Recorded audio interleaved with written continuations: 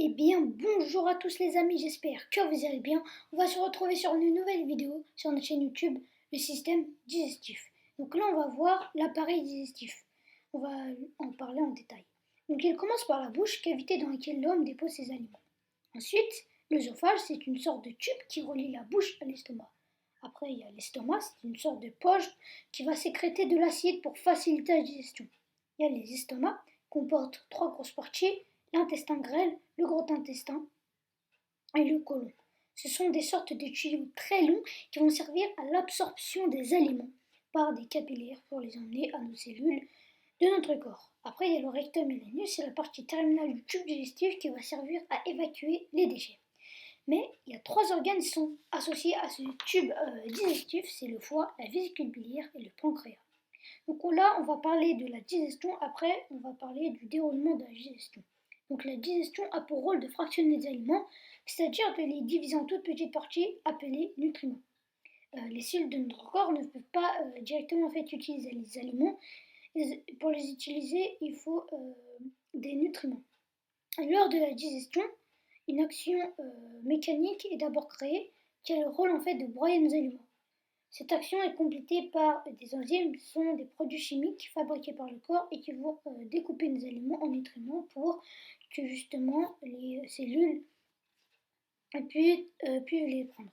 Le déroulement de la digestion. Donc la bouche sécrète fabrique le premier sucre digestif, la salive qui contient la première enzyme à intervenir. Après il y a les dents, deuxième action mécanique de la bouche, qui sont situées de part et d'autre de la bouche. Et une action chimique et ils servent à écraser les aliments. Le contenu de la bouche, broyé par les dents et imbibé de salive, glisse dans l'œsophage jusqu'à l'estomac. Et dans l'estomac, il y a une deuxième action mécanique qui se produit. L'estomac se contracte pour écraser les aliments. Et l'acide est sécrété. Cet acide s'appelle le suc gastrique. Et cet acide, il va aider à réduire les aliments en nutriments.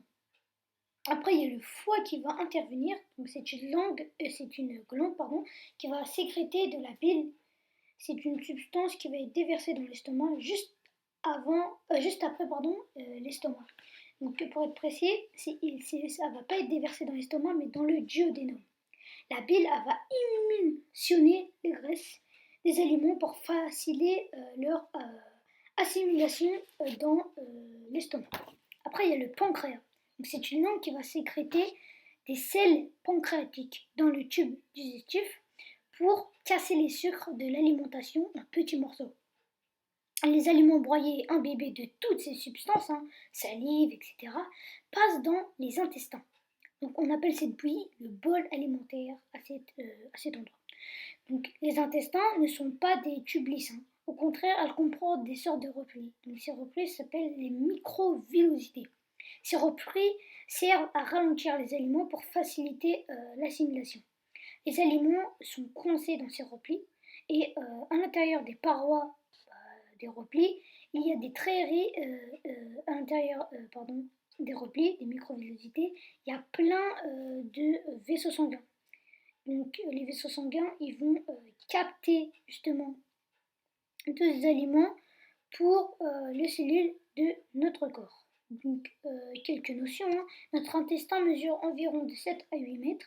Si on le dépliait totalement, avec toutes les microvillosités, sa surface atteindrait 32 mètres carrés. Bon, j'espère que cette vidéo vous aura plu. Si c'est le cas, n'hésitez pas à la liker et à la partager. Et on se dit à une prochaine vidéo.